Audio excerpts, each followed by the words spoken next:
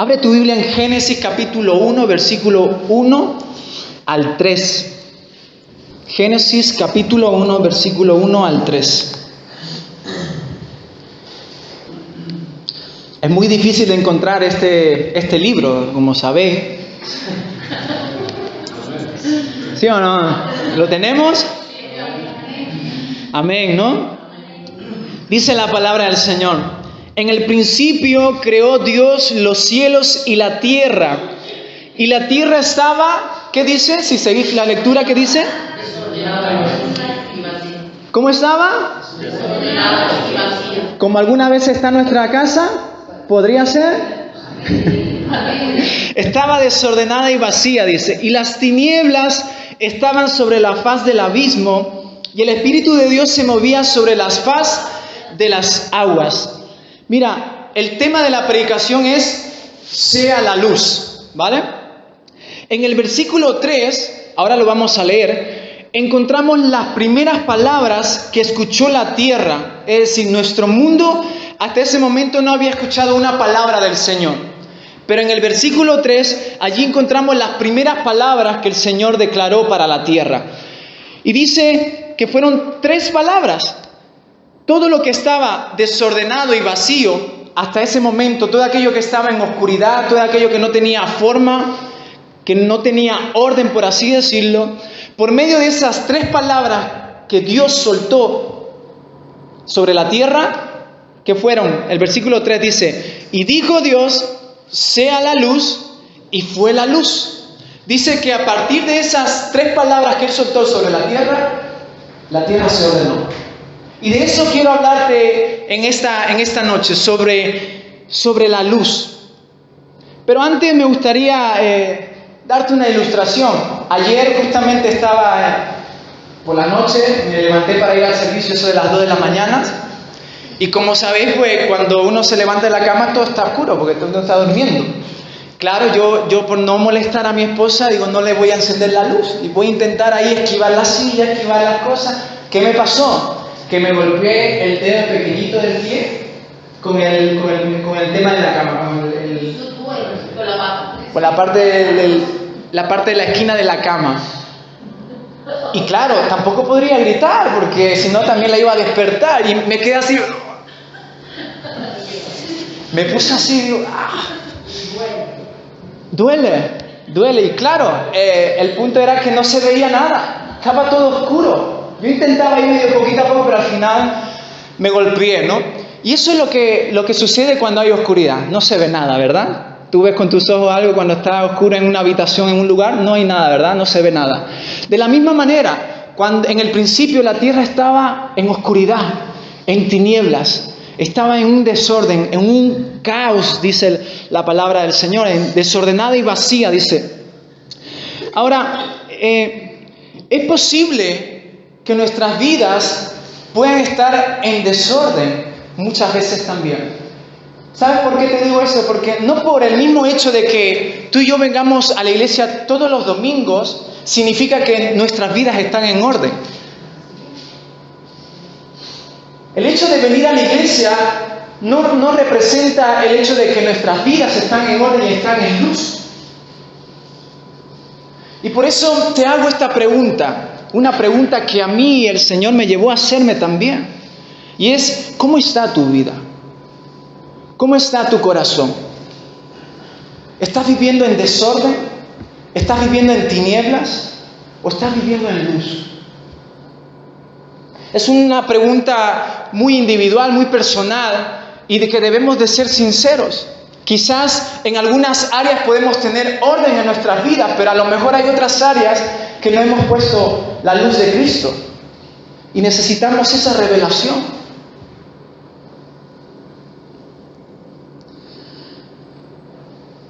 Cuando hay oscuridad en una vida, ¿sabes lo que sucede? Cuando no hay luz en una vida, lo que sucede es que no hay propósito. Cuando hay oscuridad en una vida, uno no sabe hacia dónde se dirige, uno no sabe cuál es su destino, no sabe para qué ha nacido en la tierra, no sabe hacia dónde se dirige, porque no ve nada, porque está en oscuridad. Eso es lo que provoca la oscuridad. Hay muchas personas que viven en oscuridad, que viven para cumplir el ciclo de la vida, que es nacer, crecer, reproducirse y morir, para cumplir ese ciclo. Pero sabes que el Señor no nos ha llamado solamente para vivir eso. El Señor nos ha llamado para algo mucho mayor. Pero para vivir eso mayor de Dios necesitamos luz en nuestras vidas y no vivir en oscuridad. Iglesia, ¿cuándo hay tinieblas en tu vida o cuándo hay tinieblas en mi vida? Cuando no hay conocimiento de Cristo. Vivimos en tinieblas cuando no hay conocimiento de Cristo. Las tinieblas son sinónimos de ignorancia. ¿Sabe cómo se define la ignorancia? Falta de conocimiento. Y en este caso lo podemos aplicar a falta de conocimiento de Cristo. Hay una ausencia de Cristo en nosotros. Y cuando hay esa ausencia, cuando tenemos muy poco de Jesús, pues vivimos en oscuridad. Porque nos falta la luz de Cristo sobre nuestras vidas, sobre nuestro hogar. Y cuando nos falta la luz de Cristo en nosotros, en nuestras vidas, entonces nos hacemos esclavos del pecado, nos hacemos esclavos de la depresión, vivimos de tristeza en tristeza y no de gloria en gloria, vivimos de fracasos en fracasos, cometemos los mismos errores, como si Dios no nos tuviera que derramar su sabiduría sobre nosotros para decidir bien y vivir y caminar en luz como Él nos ordena, como Él quiere. Eso es lo que sucede cuando vivimos en tinieblas. Falta luz de Cristo sobre nosotros. Hay una frase que dice lo siguiente: la falta de conocimiento primero nos lleva a la esclavitud y después a la destrucción. Y un ejemplo muy sencillo, que yo creo que todos lo sabéis. A lo largo de la historia, no sé si os habéis dado cuenta que los que tienen autoridad de un pueblo, gran parte de mucha gente que tiene autoridad a lo largo de la historia medieval y de muchos otros siglos pasados, someten al pueblo. ¿Por qué someten al pueblo? ¿Por qué hacen lo que ellos quieren y el pueblo no hace nada? Porque el pueblo en aquellas épocas era ignorante, no tenía educación, no sabía leer. Le decían, mira, te va a ir bien, tú haz esto, esto y lo otro, y la gente se lo creía. Y no había conocimiento, vivían en tinieblas. Y cuando tú vives en tinieblas, hay esclavitud. El pueblo vivía en esclavitud.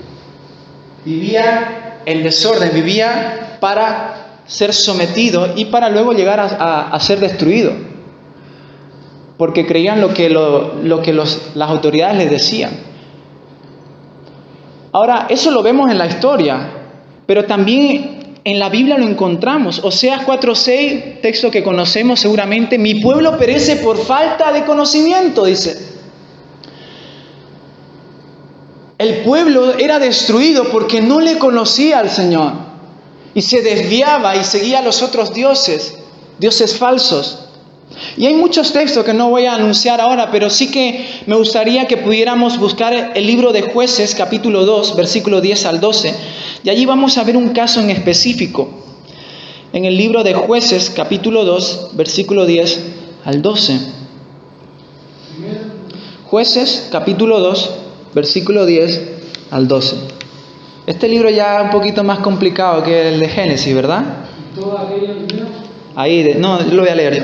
Versículo 10 en adelante. Vamos a esperar, porque quiero que todos podamos seguir la lectura y que nadie se pierda. Cuando lo tenga el último, dice amén. Jueces capítulo 2, versículo 10 al 12. El último que diga amén. Amén.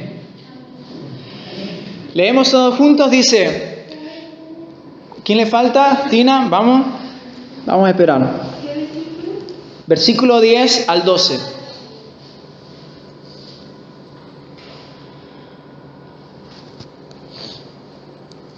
¿Listo? Estamos hablando sobre la ignorancia, que es sinónimo de vivir en oscuridad, ¿vale? Enfocado en eso vamos a tratar este tema. Dice: Y toda aquella generación también fue reunida a sus padres, y se levantó después de ellos otra generación que no conocía a Jehová, ni la obra que él había hecho por Israel.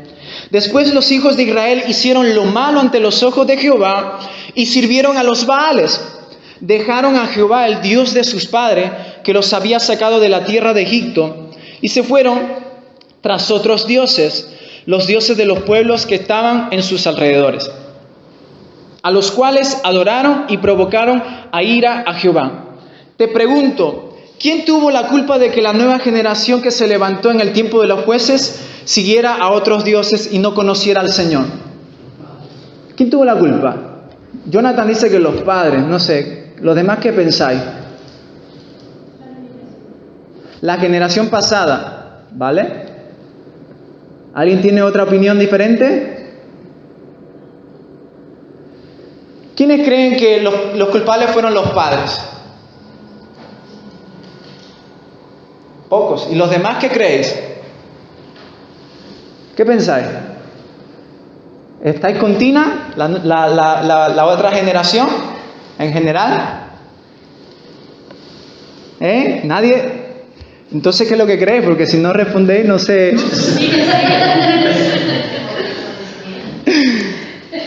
Seguimos, ¿no?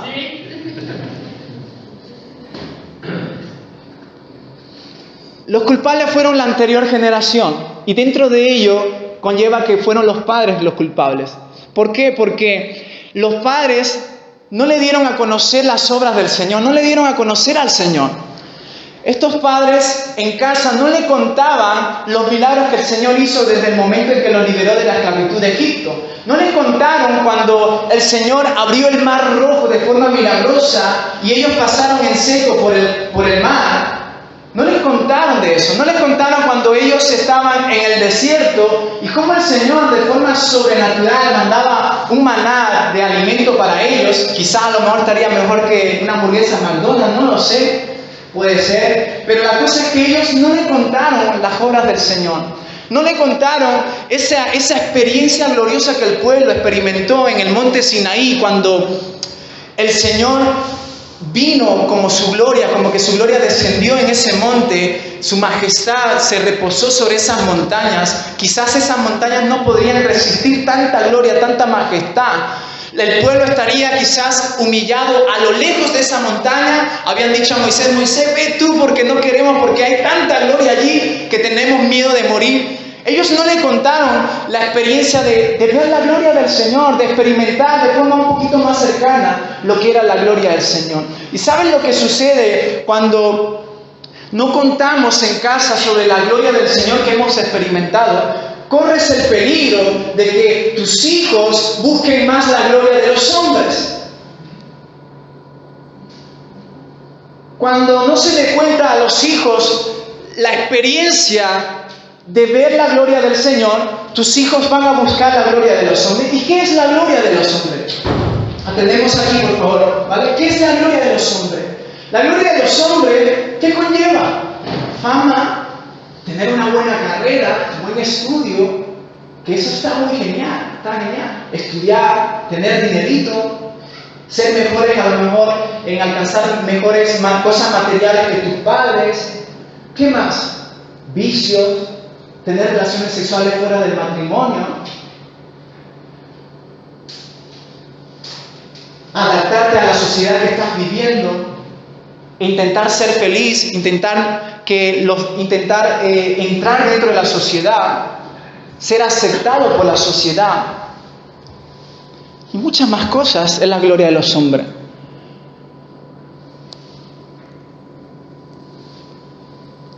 Los padres tenían una gran responsabilidad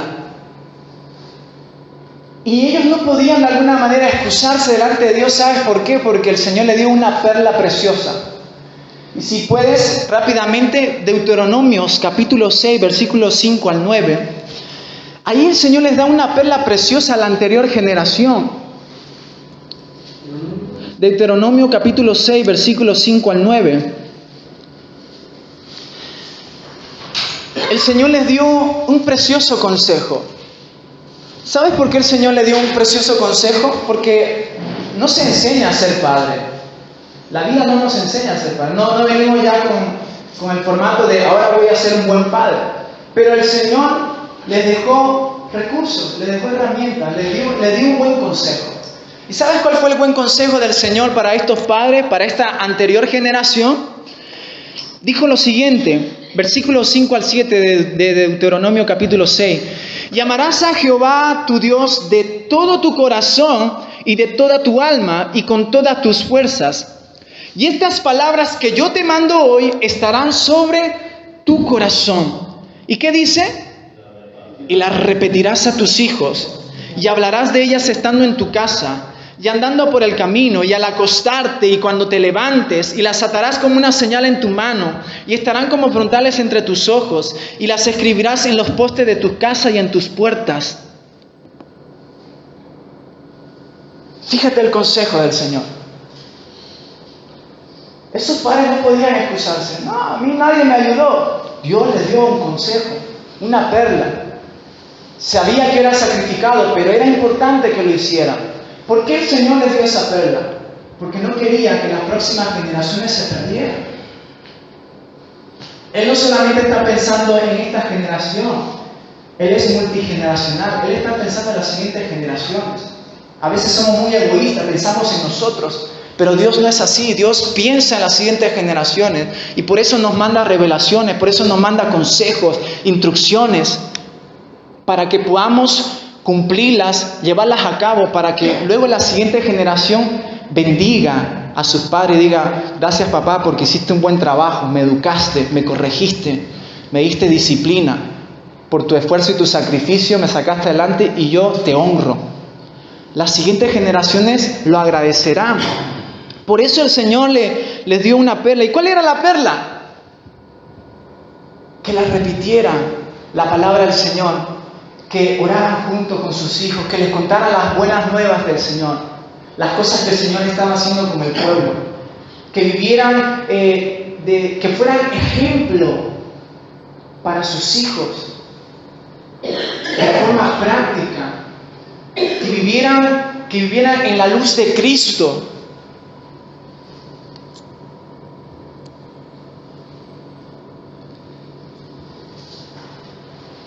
Que la luz resplandeciera en los hogares. Dice que desde la mañana hasta la noche que le repitiera las palabras, que pusiera carteles como hay aquí, ¿verdad? De pasajes bíblicos, que constantemente en nuestra boca estuvieran las palabras del Señor. Que los hijos pudieran ver de forma cercana que en los padres estaba la gloria del Señor, que ellos podían experimentar de forma cercana. Porque una cosa te digo, los hijos no son tontos, si me permites decir esta palabra. Los hijos ven si tú andas bien en el Señor o no. Ellos saben si tú estás obedeciendo al Señor o no. Cuanto más crecen, ellos van sabiendo si esto va bien o esto no va bien. Y hay una responsabilidad. Ahora, el peso de que se perdiera la nueva generación no solamente es responsabilidad de los padres, sino de los hijos también. ¿Sabes por qué? Porque los hijos podían haber buscado, investigado quién era el Dios de sus padres. Pero esa generación dijo: paso de largo, voy a buscar a los otros dioses, entonces va a los otros que tal. Mira qué chulo ese Dios, y lo voy a seguir en Instagram, lo que fuese. Lo voy a seguir. Y ahí se queda el Dios de mi padre, a lo lejano. No se esforzaron por conocer quién era el Dios de su padre. Y decidieron por sí mismos, en su responsabilidad, seguir su camino. ¿Y qué es lo que sucedió? Empezaron a ser esclavos. En el libro de Jueces encontramos algo que sucede constantemente. Esclavitud y otra vez esclavitud. Dios los libera, luego vuelven a esclavizarse. Dios los libera, otra vez vuelven a esclavizarse. Viven de esclavitud en esclavitud por no conocer al Señor. Ahora, esa generación de aquella época del libro de los Jueces no está muy lejana a este tiempo. En este tiempo, esta generación está perdida. Se está perdiendo, está viviendo en tinieblas, en oscuridad. No hay luz para ellos. Y déjame decirte algo, gran parte de esa responsabilidad es de la iglesia. Pero no es el tema de hoy. Quizás en otro día hablaremos de ello, pero no es el tema de hoy. Lo que sí me quiero centrar y que te puedas quedar grabado en tu corazón es que, aunque vengamos a la iglesia, aunque profesemos que tenemos a Cristo, aunque digamos que seguimos a Cristo, es posible que pueda haber desorden y tinieblas en nosotros. Y nosotros no nos demos cuenta de ello. Porque cuando hay oscuridad no lo ves. O tú ves algo en oscuridad. No lo ves. Y es ahí donde necesitamos la ayuda del Señor. Hay muchas familias que creen que están en orden, que están haciendo las cosas bien. Pero como están en tinieblas, no ven la luz de Cristo. No ven la convicción del Espíritu Santo en corregir cosas. Y pasan de largo. Y no lo corrigen. Porque están en tinieblas. Porque no están viendo eso. Y es ahí donde necesitamos clamar al Señor para que se nos revele su luz. Génesis 1:3, ¿qué dice la palabra del Señor? Dijo Dios, sea la luz y fue la luz. Iglesia, la luz no es una cosa, no es un objeto, sino que la luz es una persona. La luz es Cristo. El Señor en muchos textos dice que Él es la luz del mundo. Él es el que alumbra al mundo. Cuando el mundo está en tinieblas, Él alumbra, trae claridad, trae luz, trae transformación. Expone de alguna manera a las vidas para que puedan reconocer sus errores y puedan cambiar. Cuando Dios nos expone a la luz, no es para condenarte. No es para acusarte, porque Él no es enemigo nuestro. Cuando Dios te expone a la luz y te muestra tus errores, te muestra tus faltas, te muestra tus pecados, es para transformar tu corazón. Él es el primero que está dispuesto en cambiar una vida, en cambiar un corazón. Y Él desea que todos vayamos a su luz. Y eso es lo que necesitamos hoy en este tiempo. Que sea la luz sobre nosotros. La palabra del Señor nos dice que por medio de la palabra que salía de la boca de Dios, que dijo, fue la luz, soltó una palabra sobre la tierra y se ordenó, hubo luz. Esto nos habla de cuando estamos en intercesión y en oración, soltemos palabras sobre nuestra realidad en el Señor, palabras que el Señor nos lleva a proclamar sobre nuestro hogar. Y será ordenado y traerá luz. Traerá luz. Dios quiere que vivamos en luz y no en tinieblas. Ahora, algo muy importante a tener en cuenta si queremos que venga la luz sobre nuestras vidas es que necesitamos exponernos a la luz. ¿Qué significa exponerse a la luz? Es decir, ser transparentes, que podamos confesar nuestros pecados, no solo a Dios, sino entre hermanos. ¿Lo sabías? Este es un texto que me ha hecho así, porque yo pensaba que solamente debemos de confesarnos a Dios, pero no es así. Santiago 5:16 nos dice, Santiago 5:16 nos dice, por tanto, confesad vuestros pecados unos a otros y orad unos por otros para que seáis sanados. Por tanto, confesad vuestros pecados unos a otros y orad unos por otros para que seáis sanados. Mira, te voy a decir algo.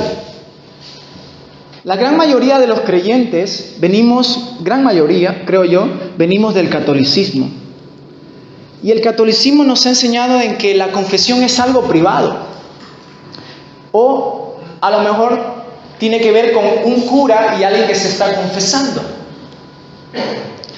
Pero esto se nos ha metido, aunque ahora somos creyentes en el Señor y el Señor está en nosotros, entonces se nos ha metido esta estructura, esta fortaleza espiritual se nos ha metido en la cabeza tan fuertemente que nos impide ser transparentes con los demás, que nos impide que podamos pedir ayuda, confesar nuestros pecados los unos a los otros, orar los unos por los otros para que seamos sanados. Y es algo que va a costar trabajar, va a costar ponerlo en práctica, porque llevamos mucho tiempo viviendo en solamente que debemos de confesarnos solo al Señor, o que es algo privado, que nadie más tiene que saber. Pero no es así. Debemos de confesarnos los unos a los otros, dice su palabra. ¡Qué fuerte! No vea lo que está diciendo el pastor Mauricio. Uy, si nos confesamos los unos a los otros, aquí se arma un lío total. No, tranquilo, no vayas por ahí, ¿vale? Yo al final de la predicación te diré qué es lo que vamos a hacer. Pero no me malinterpretes todavía. Pero te estoy hablando de confesarnos los unos a los otros, de ser transparentes. ¿Sabes por qué te digo esto también? Yo llevo aproximadamente esta semana me puse a meditar cuántos años llevaba en el Señor. Y más o menos, no recuerdo bien, pero llevo entre 18 años, casi a 20 ya casi, años en el Señor. Unos 15 años, cosas así, más o menos, ¿vale? Y llevo un recorrido a lo largo de la iglesia. Y lo que he visto en la iglesia es que la iglesia sabe que tiene que vivir en santidad. ¿Sí o no? Tenemos que vivir en santidad. Pero por otro lado, la misma iglesia sabe que tiene cada uno sus luchas, sus debilidades, sus errores, sus faltas. Y llega un momento en que creyentes saben eso y empiezan a batallar con su pecado, empiezan a batallar con su debilidad. En lo privado, ¿vale? Pasa un año y no hay resultados. Confiesan al Señor su pecado, piden perdón a Dios y siguen su caminar. Pero no, parece que nada sucede. Bueno, para hacerte un poco más corta la historia, ¿qué es lo que sucede cuando tú quieres cambiar y no cambias? Pides perdón al Señor, pero nada sucede y una y otra vez y vuelves a caer. Luchas, lloras, quieres cambiar, derramas tu lágrima ante el Señor. Llega un momento en que suceden dos cosas. Una, te rindes. Dices, me canso. Es verdad, eso sucede. En vez de vivir la vida abundante del Señor, muchos creyentes dentro de la iglesia en este tiempo están viviendo una vida agonizante, sufriendo. Y dicen, me rindo. Me cansé de luchar contra mi pecado. Y lo que hacen unos, lo que hacen es esto, se van de la iglesia. Dicen, mira, adiós pastor, adiós iglesia, me voy. Se van. Otros saben lo que hacen. Aguantan en la iglesia. Se voy a mostrar, viven una doble vida. Voy a mostrar la cara de santidad aquí los domingos. Voy a intentar parecer lo más santo que pueda. Pero cuando sale de la iglesia, su vida es una ruina. Su vida, el pecado ha hecho tanto en su vida, en lo secreto, en lo privado, que lo tiene atado y no puede salir de él. Ya sea un vicio, ya sea lo que fuese, hermano. Eso no le importa, pero no puede salir. Y así muchos creyentes están así, muchísimos, dentro de la iglesia. ¿Qué es lo que sucede con eso también? Los pastores, de pronto sucede una bomba, ¿no? No sé qué. Sucedió un adulterio, sucedió, yo qué sé, una envidia, un robo. Y empiezan a salir después de mucho tiempo, empiezan a salir las consecuencias de forma pública. Y todo ese proceso es porque no hubo confesión los unos a los otros. No se pidió ayuda. Solo se luchó solo en lo privado, creyendo que por sí solo podría salir adelante. Creyó que por sus fuerzas, por su voluntad, quizás intentaría sacar adelante su debilidad, vencerla, quizás, y al final vienen las consecuencias. Por eso creo que el Señor, nuestro Padre, nuestro Padre inspiró a Santiago para que escribiera esas palabras. Confesad vuestros pecados los unos a los otros. Oréis los unos por los otros para que seáis sanados.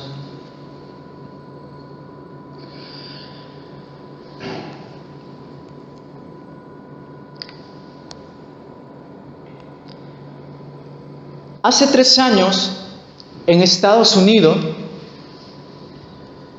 se hackeó la página Ashley Madison. Esta página fue creada para promover el adulterio, ¿vale? Para que tú lo entiendas. Es una página creada para que personas que están casadas puedan tener relaciones sexuales con otra persona que no es su esposo o su esposa, ¿vale? Adulterio, ¿vale? Por medio de los hackers, ¿sabéis lo que son hackers? ¿Sí? Aquellos que roban información en internet. Te pueden robar una cuenta, en fin, ¿no? Eso. Por medio de estos hackers, ellos robaron la página y pudieron conocer los datos completos de aquellas personas que estaban registradas o suscritas a esa página de adulterio. Tristemente se dio a conocer que aproximadamente entre Estados Unidos y Canadá se encontraban suscritos a esta página 400 líderes evangélicos, entre ellos pastores, entre ellos diáconos, ancianos, personas que tenían responsabilidades dentro de la iglesia. Ahora, que se derrumbe esa mente de creer que el pastor no tiene sus luchas, tiene sus luchas, de verdad, debemos de aterrizar a la tierra. El pastor es de carne y hueso, igual que tú. Lo estamos viendo aquí. 400 líderes. Dice que se anunció por CNN, por las noticias, esta información. Pero eso no es todo, sino que de entre esos 400 líderes, si me preparas la foto, Tina, cuando yo te lo diga, de entre esos líderes había un pastor, un profesor de un seminario teológico de la Bautista de Nueva Orleans. No pudo soportar la noticia. Dice que se suicidó. No sé si podemos ver la foto.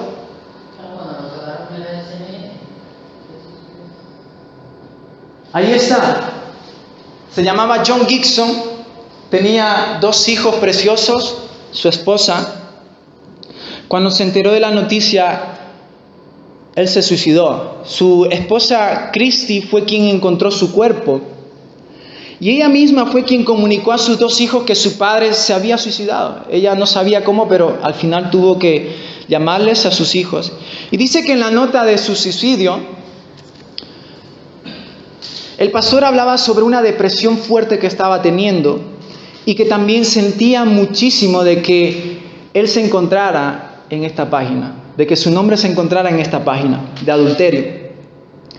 La viuda Christy dijo algo que me interesó mucho. Dice que con mucho dolor dice lo siguiente: dio su vida por los demás y que a todos los demás les ofreció la gracia, misericordia y perdón, pero que de alguna manera él no pudo extenderse a sí mismo la gracia, la misericordia y el perdón que él predicó. Ahora, de esta noticia me quedo con esto. La familia, después del suicidio del pastor, decidieron hacer un pacto en su casa.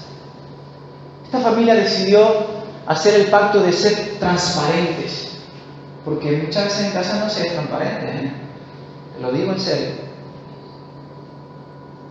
Esta familia decidió ser transparente a exponer sus errores y sus debilidades.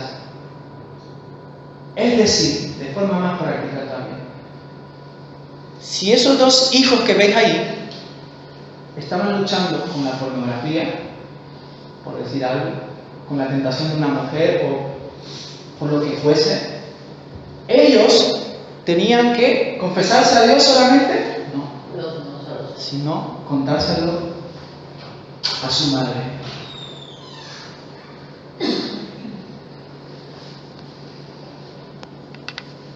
Tristemente, hicieron un pacto después de una mala noticia, porque su padre murió.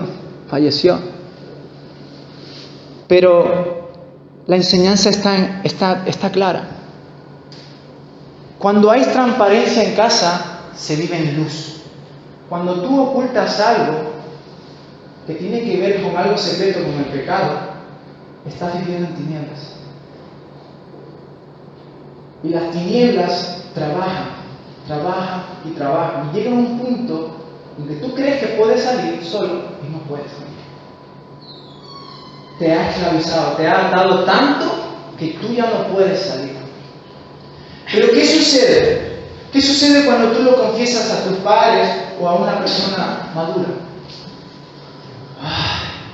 Como que esa fuerza de esas tinieblas, al tú al confesarlo, como que se disipa el poder que tenía. Porque el pecado trabaja en lo oculto y cuanto menos tú lo confieses, más va a trabajar. Pero cuando tú sueltas la palabra y dices, mira, fallé en eso, cometí en esto, este error, lo que sucede es que el poder del pecado se pierde fuerza. Está ahí todavía la debilidad de la lucha, pero pierde mucha fuerza. Has dado un gran paso. Y necesitamos vivir en luz. En la iglesia de Priego, como pastores, hemos decidido tener un proyecto de el año de la luz. El Señor nos habló mucho sobre eso. Y tiene que ver con todas estas cosas. Y vamos a ir trabajando a lo largo de este año de forma muy práctica, iglesia, muy práctica. Pero hay que empezar a destruir fortalezas espirituales que han hecho de las suyas y que ahora creemos que no se debe de pedir ayuda a otras personas. Ahora esto de la noche a la mañana no se consigue. ¿Por qué?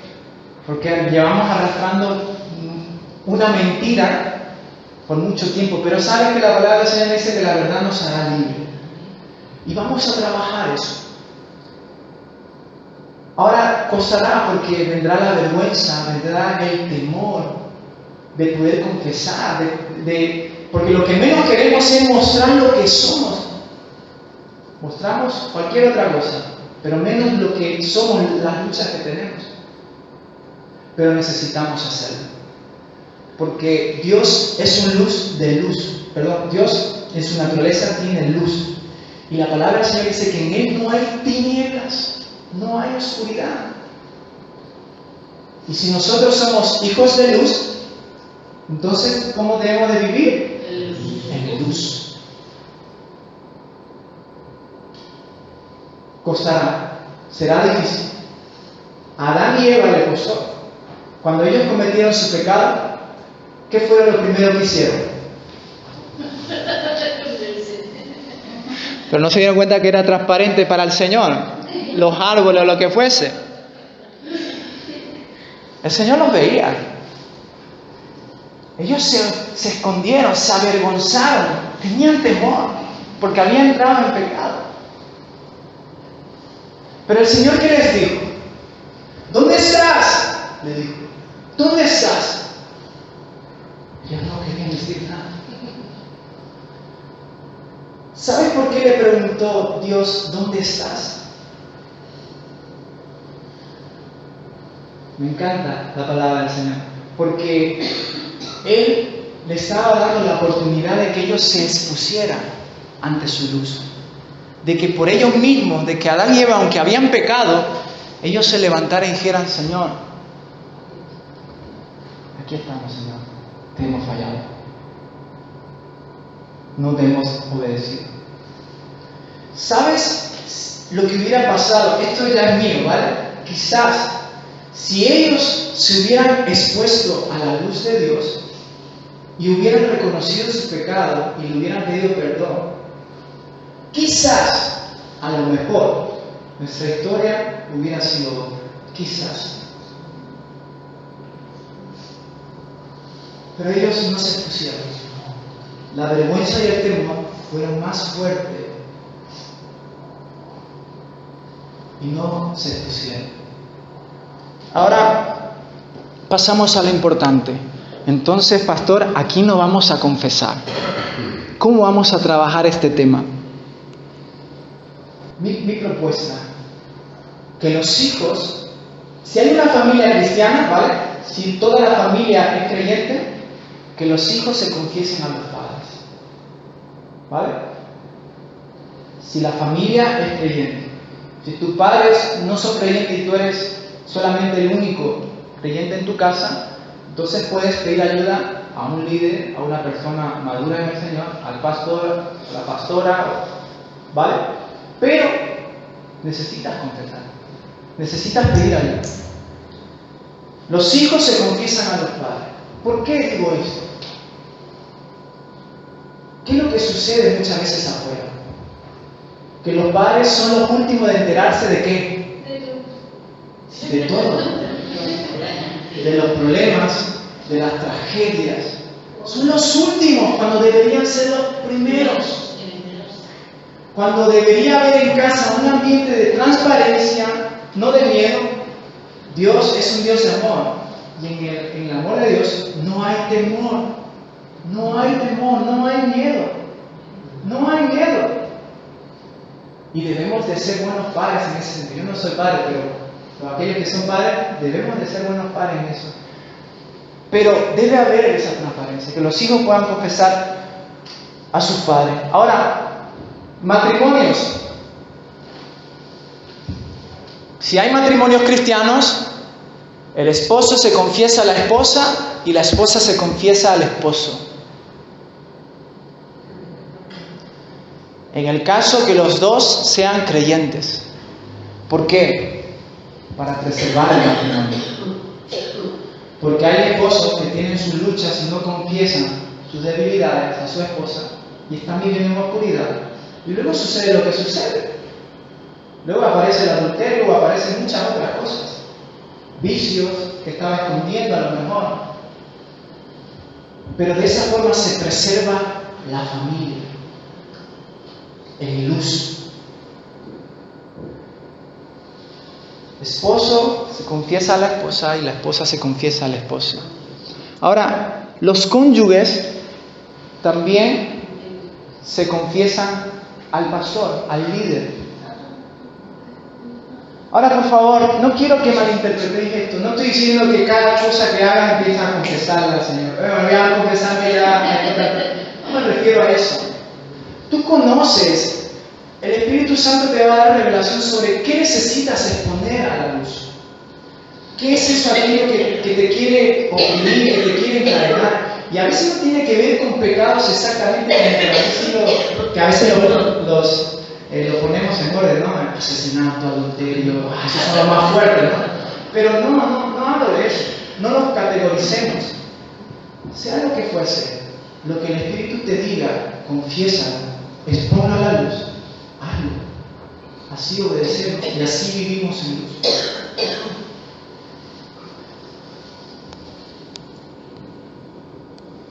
Ahora, te he dejado,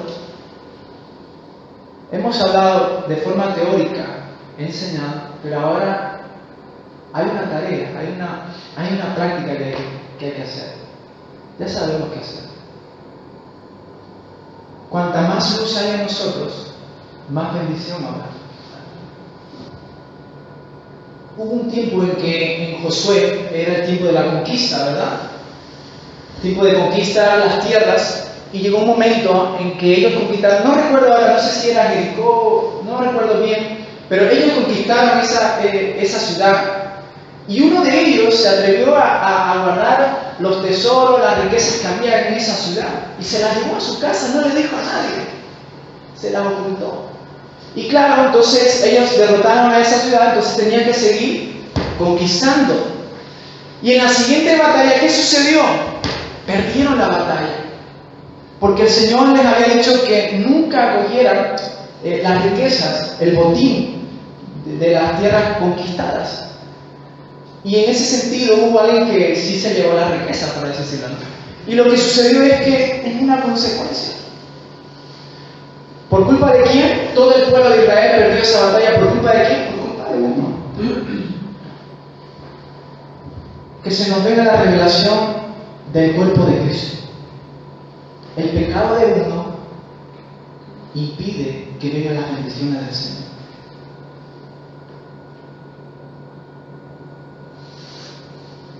Los pastores vamos adelante, vamos a guerrear, vamos a crecer, vamos a alimentarnos, vamos a conquistar en la visión que el Señor nos da. Pero el pecado de uno lo impide.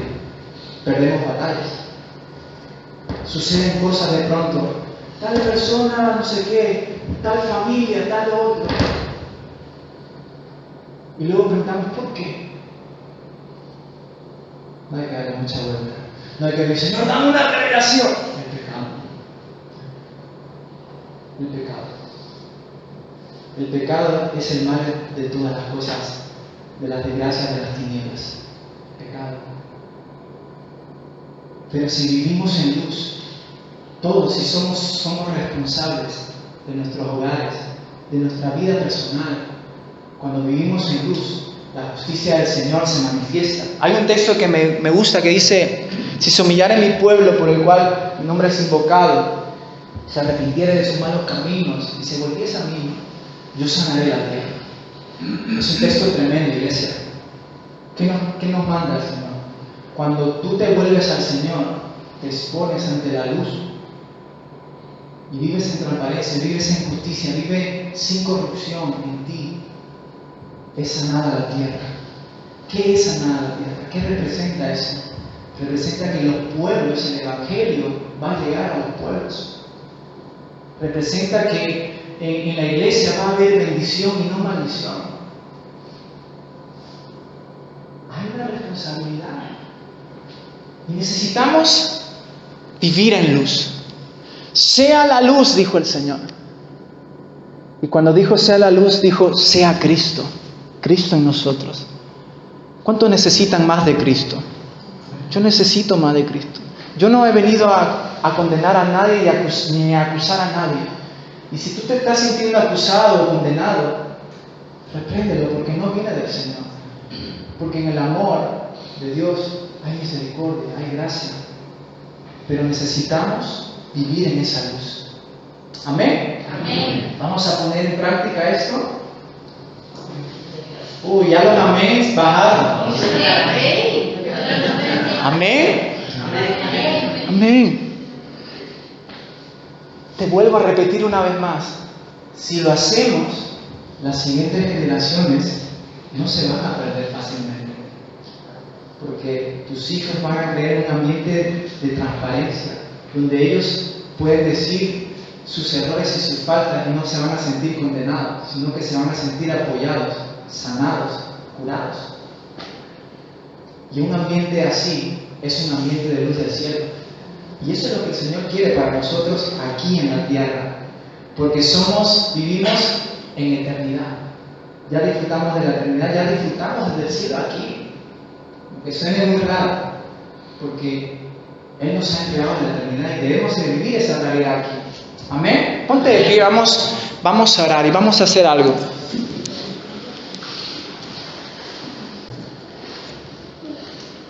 Vamos a hacer algo muy práctico. A lo mejor ni hace falta ya preguntarle, pero te iba a decir esto. Pregúntale al Espíritu Santo qué es lo que tienes que confesar. A lo mejor ya lo sabes, a lo mejor no, pero por si las dudas, pregúntaselo. Espíritu Santo, ¿qué debo de confesar? ¿En qué debo de pedir ayuda? Cierra tus ojos por unos momentos.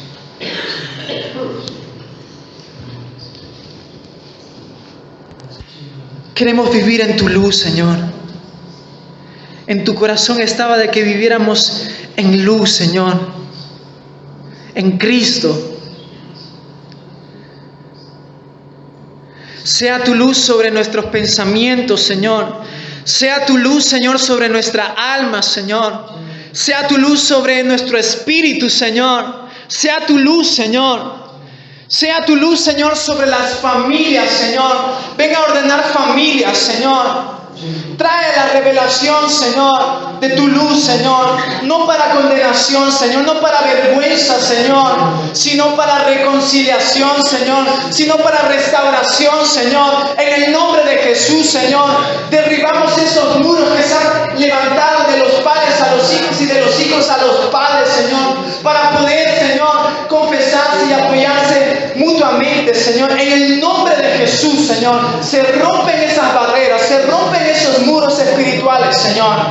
Quita toda vergüenza, Señor, todo temor, Señor, que podamos tomar, Señor, dominio propio y poder ser valientes, Señor, en confesar nuestras debilidades, Señor, para que seamos sanados, Señor, para que vivamos en justicia, Señor, en luz, Señor. Tu luz venga sobre tu iglesia, Señor. Sea tu luz, Señor.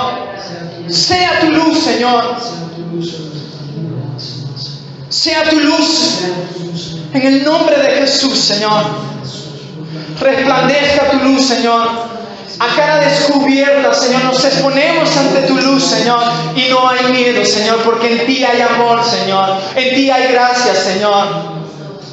Oh Rey, preserva las familias, preserva los matrimonios, Señor, por medio de tu luz, Señor. Toda tiniebla, Señor, no prevalezca, Señor, como dice tu palabra, Señor. Que no prevalezca, que no avance, Señor. Que no avance, Señor, sino que tu iglesia avance, que tu reino avance, Señor. Viviendo, Señor, de forma práctica, Señor, tu evangelio, Señor.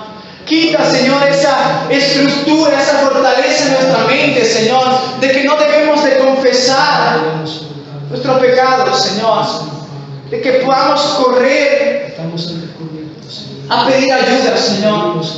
Queremos vivir en tu luz, Señor. Manifiesta tu luz, Señor. Que venga tu amor, Señor. Que venga tu amor, Señor, a los padres, Señor, para saber, Señor, comprender a los hijos cuando se lleguen a confesar, Señor. Que venga tu gracia sobre los padres. Que venga la gracia al esposo y a la esposa para comprender, Señor, la debilidad del cónyuge, Señor. Y no venga, Señor, la ley, Señor, o la acusación, Señor. Que venga tu gracia. Llénanos de tu gracia y de tu amor para resistir todo eso, Señor. Y que podamos vencer al pecado, vencer a las tinieblas, Señor. Venga, Señor, tu gracia sobre nosotros. Que venga, Señor, tus pensamientos, tus palabras, Señor. En el nombre de Jesús, Señor.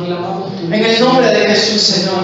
Creo, Señor, que si logramos hacer esto de forma práctica, Señor, las generaciones que vendrán, Señor, serán más benditas, Señor. Vivirán en más luz, Señor. Oh Rey, que no permitamos que las tinieblas avancen en nosotros, Señor. En el nombre de Jesús, Señor. Te lo pido, Dios. Quita todo espíritu de condenación y de acusación, Señor. Y derrama de tu luz sobre nosotros, Señor. En el nombre de Jesús, Señor. En el nombre de Jesús, Señor. Amén, Dios. Amén, Señor. Amén.